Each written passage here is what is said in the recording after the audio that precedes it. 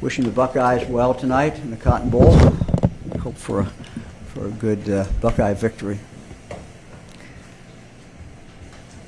On December 18th, the Ohio legislature sent me House Bill 68. And since that time, I've sought out people on all sides of the issue to hear their concerns. I listened to the bill's sponsor, Representative Gary Click, and had a very good conversation with him. I appreciate that he and his colleagues have shined a light on this very important issue. I also listened to physicians and counselors who provide gender-affirming care. I did that at each of the 5 children's hospitals in the state. I also listened to physicians who advocate for pausing gender-affirming care until more research on the long-term health effects is conducted.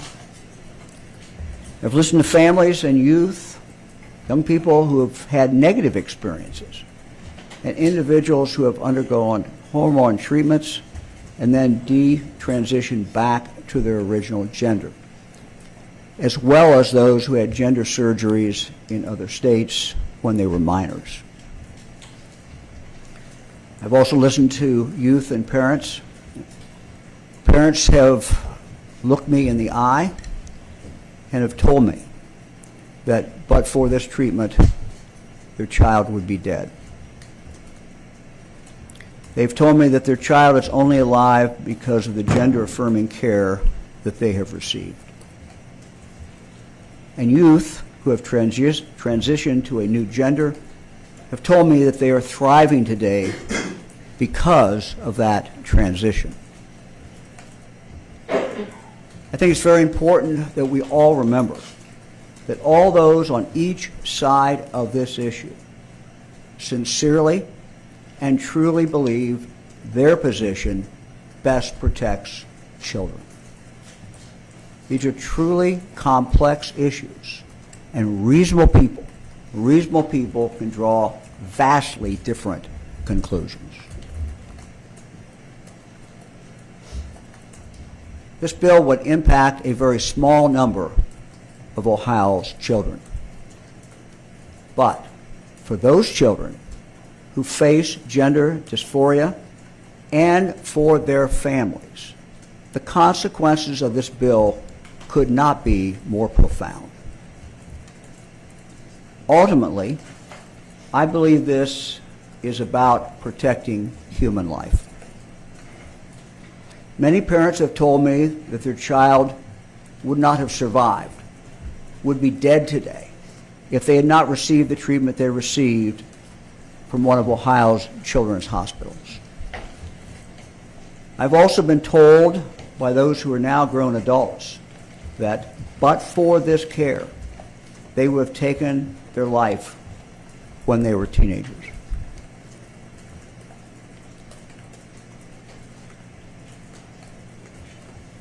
What so many of these young people and their families have also told me is that nothing they have faced in their life could ever prepare them for this extremely tough journey. Parents are making decisions about the most precious thing in their life, their child. And none of us should underestimate the gravity and difficulty of those decisions. These are gut-wrenching decisions. These are gut-wrenching decisions that should be made by parents and should be informed by teams of doctors who are advising them. These are parents who have watched their child suffer, sometimes for years, and who have real concerns that their child may not survive to reach adulthood. While the child's care team informs their decisions, it is the parents who are living with that child who know their child better than anyone else in the world does. These are horribly, horribly difficult situations. These are crisis situations for that child and for that child's family. Families are basing their decisions on the best medical information that they can get. The decision to move forward should only be reached if the child's parents, and the medical team all agree that that is the right decision.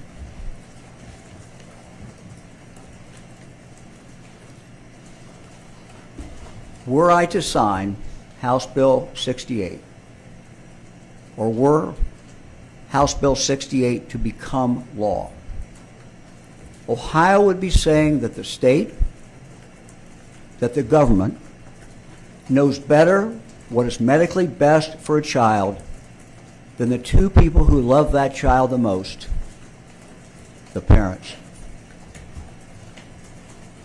Now, while there are rare times in the law, in other circumstances, where the state overrules the medical decisions made by the parents, I can think of no example where this is done, where it is not only against the decision of the parents, but also against the medical judgment of the treating physician and against the judgment of the treating team of medical experts. Therefore, I cannot sign this bill as it is currently written. And just a few minutes ago, I vetoed the bill. Representative Click worked very hard on this bill. He studied the issues. He's a good person, a good man, who fervently wants to protect children. I thank the General Assembly for holding many hearings and listening to hours of testimony from all sides. I appreciate their deliberative process. I've listened to the concerns the legislature raised that led to this bill. And while I have reached a different conclusion on whether to sign this bill, I do share a number of these concerns and agree that action is necessary regarding a number of issues that they have raised.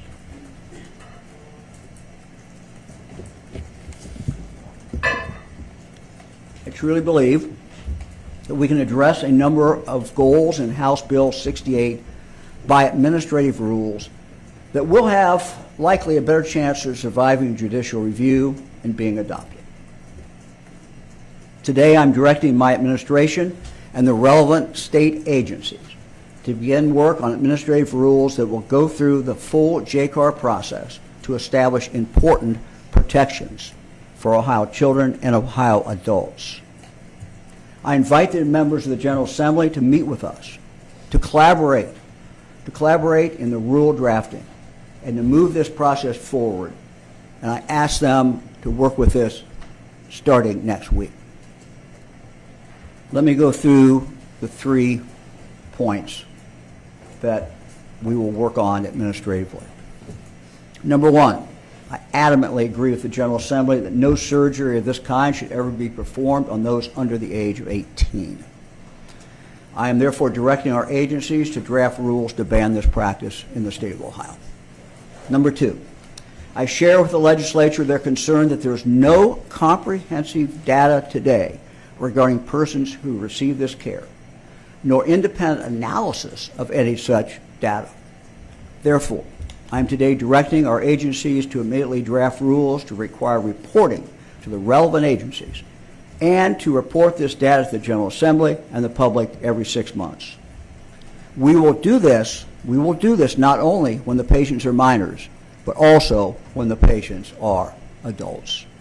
Number 3, I also share the legislature's concerns about clinics that may pop up and try to sell patients inadequate or even ideological treatments.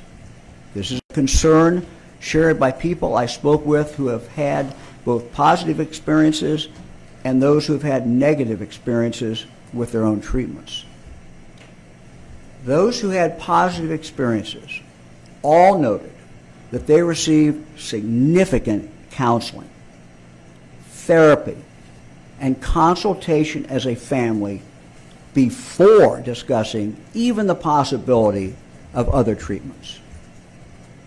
Conversely, those who had negative experiences report that they did not receive adequate counseling. This adequate counseling is absolutely essential to getting this right. Therefore, I am directing our agencies to draft rules that establish restrictions that would prevent pop-up clinics or fly-by-night operations and provide important protections for Ohio children and their families and for adults. I truly believe that we can collaborate, find common ground, and adopt rules to protect Ohio children, adults, and families in this area. It will be my goal in the coming weeks to get these protections adopted through a collaborative and deliberate process. Thank you all, and I'll be happy to take questions.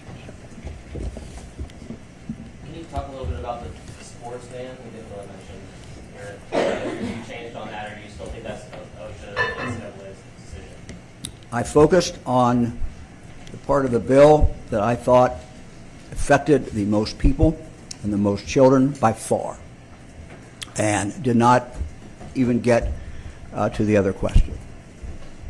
Are you anticipating the legislature to override your veto? They have the votes to. Well, I would hope that the plan that I've outlined, we would be able to work on with the legislature. I believe in several instances it goes further, actually, than Representative Click's bill. And I think these are things that I would hope the legislature would work with us on. I don't think there should be a lot of controversy to getting more data, getting more information. I think information is always good. We clearly have the power to do that through the health department, and we will do that through the health department. So I think more information is always good. I think also that we need to be concerned not just about children, that's our first concern, but we also need to concern about adults. An 18-year-old, who who 2 days before was a minor, now today is an adult. He or she should have the same quality of care that we want for our children to have. Same quality of care they would have had a couple of days before. So I think focusing on not just children, but on adults, making sure that the quality is there is very, very important. I mean, the thing that, I really immersed myself in this for the last 10, 12 days when we knew this was coming, with the exception of, time with family at Christmas. This is what I've looked at, and I also know the legislature spent a lot of time, taking a look at this, and I'm grateful for what they have done. And Representative Click, I think what is clear when you look at this and you talk to families who've gone through it, as I said, who've had good experiences, and those who have had bad experiences, it's absolutely essential that every patient, whether they're a child or adult, have multidisciplinary comprehensive care. I mean, that really is the key. So we should try to ensure that for every Ohioan who's going through this. So whether it's an adult or whether that's a child, that comprehensive care, is mental health counseling that is extensive and is done by professionals. It's done by people who have a great background in this, pediatric professionals, counselors, and psychiatric care. These are multidisciplinary. When this is done right, it's multidiscipline teams, and that's how it needs to be done. And we need to have that done for adults as well as we do for children. Those are, I think, some of the essential things that really do, in fact, make a difference. If you look at, again, we don't have exact numbers, but it would appear from talking to the children's hospitals, at least in regard to those that they are seeing, the children that they're seeing, that about 2/3 of the children who start this do not get the medication. So 2/3 of them, there's consultation with the family, there's consultation with the child, and there may be something else going on in that child's life besides the gender dysphoria. And in 2/3 of those cases, they never advance to the treatment. And so that is essential. It's important this be done right. It's important that it be done deliberately, and it's important it be done carefully. And I think that what we're setting out here, and the work that we're going to do with the legislature will assure that any adult or any child in the state of Ohio will be able to go through that process. Governor, the transgender participation in sports was another part of this bill, it was a big part of this bill. Can you comment on that? And had this been a standalone bill with transgender participation in women's sports, would you have signed it? Yeah, this the second sports part of this bill certainly important, but it affects just a handful, literally a handful of children. The part that I've addressed affects many more, even though it's a small number of the total population of children in the state of Ohio. So I focused on that, and I did not ever get to the second issue, and that's enough for one gulp at this anyway. So we'll come back and when this comes up later on. So. What items particularly do you want to see that the state collect? You've mentioned, for example, like they start a process and then they drop. Is that the kind of thing you want to Yeah, and I'm going to leave that again. We want to work that through with the legislature. We want to work that through with our departments. When you look at this field, the first thing that you figure out when you kind of dig into it is there isn't a whole lot of data of what's going on specifically in Ohio. You need to know that. And frankly, over time, we need to have longitudinal studies as well. So we have, but there's some information that we can get immediately, and that's what we need to do. We need to start getting, who's getting this care, how many come in, how many start the process, how many finish, how many go to this, how many go to that, just data. And again, I'm just a firm believer in more information you can have, the better it is for public policy discussions. I think that's better for the legislature, it's better for the public, it's better for the governor, it's better for everybody. Can you clearly explain the difference when you talk here about it should be a family's decision between their medical providers to do this what could potentially be a life-saving surgery? Could you explain your difference in that in your stance on abortion? If it is something that is life-saving surgery, no one is going to say that can't occur. Look, there's kids have surgeries, life-saving surgeries all the time, but in all the families that I talk to, who looked me in the eye and said, my child would not be alive today but for the care they got. And if you take this care away, there are going to be other families who are not going to be able to get this type of care. None of them that I talked to talked about surgery. That's not where they were going in the discussion. And I think that's, frankly, a fallacy that's out there, that, this goes right to surgery. It just doesn't. All the children's hospitals, say we don't do surgeries. Look, let's make sure there are no surgeries done, and by anybody. And so that's what we propose here. But I'll go back to the point. The issue about surgeries, when I talk to families who have gone through this, the issue of surgeries that's not what they said was a problem. They didn't say, oh, we have to have a surgery at 16. I think it's a mistake. I just think as a matter of public policy, we should not be doing that. Where the request is in the rest of the care that would be out there. Governor, throughout the entire process of this bill, we've watched people on both sides approach it with passion, visible passion. What has that been like for you to watch, and did that play into your decision at all?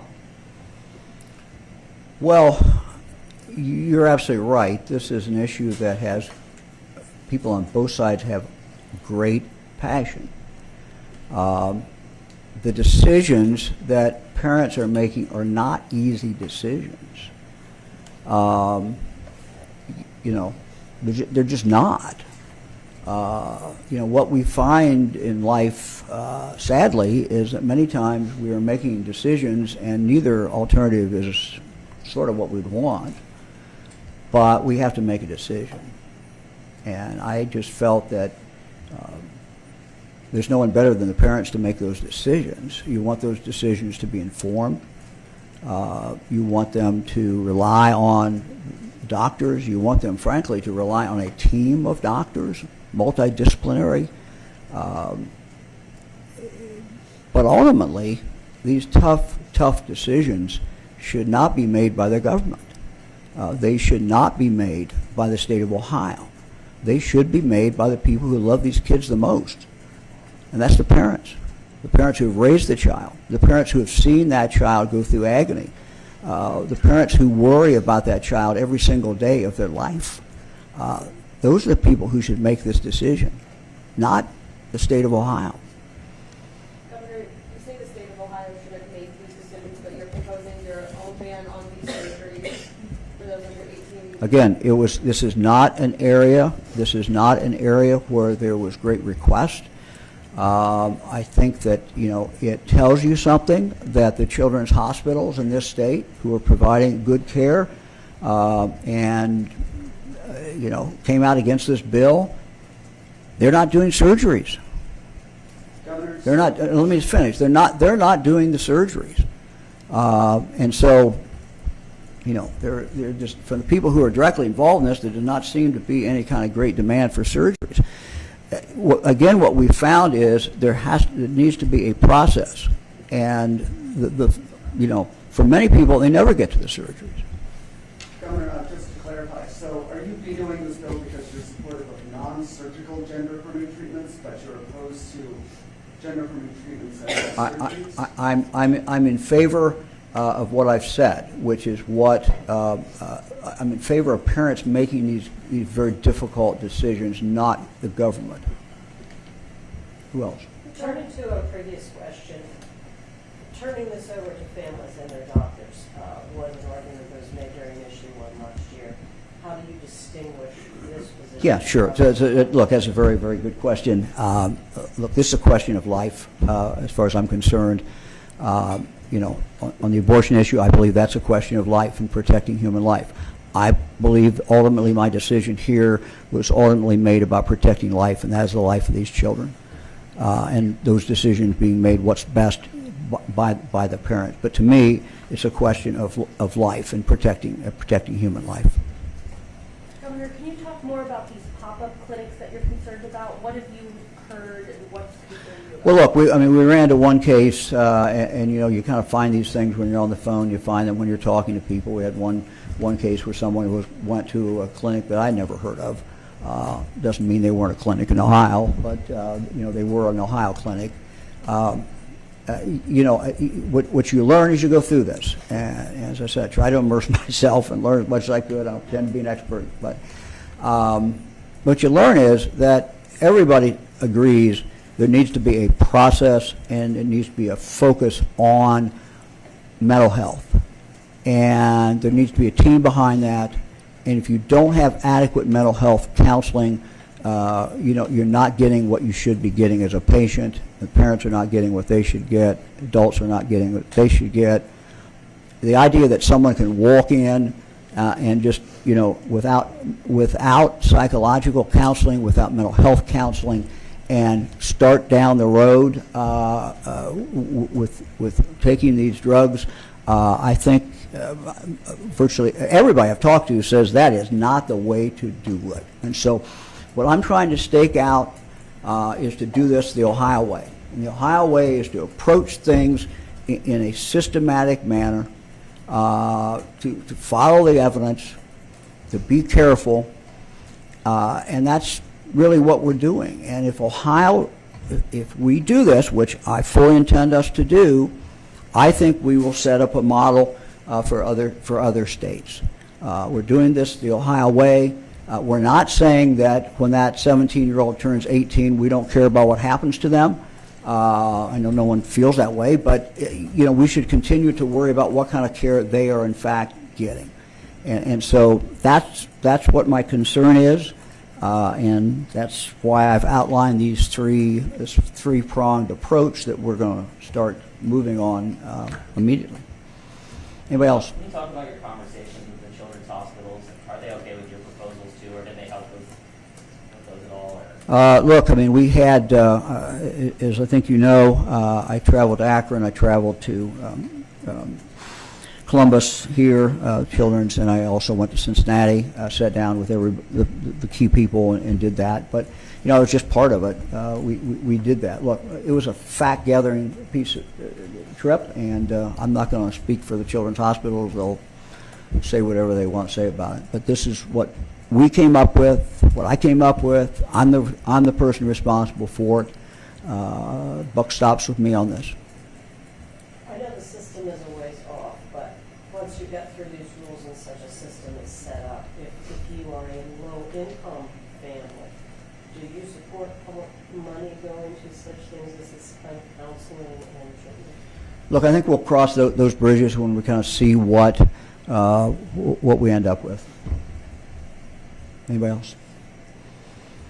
All right, thank you all very much.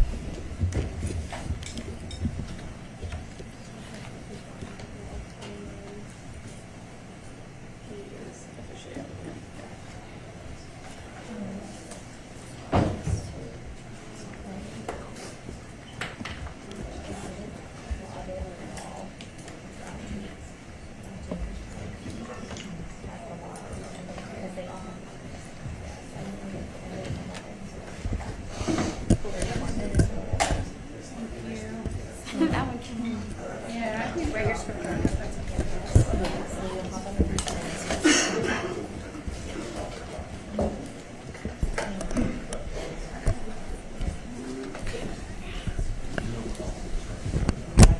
Thank you.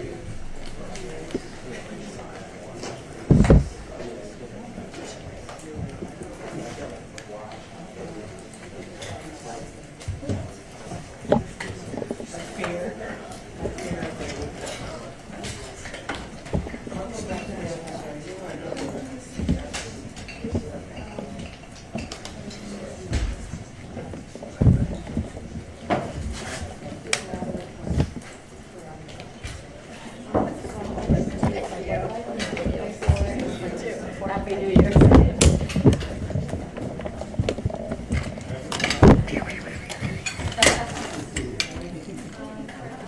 Happy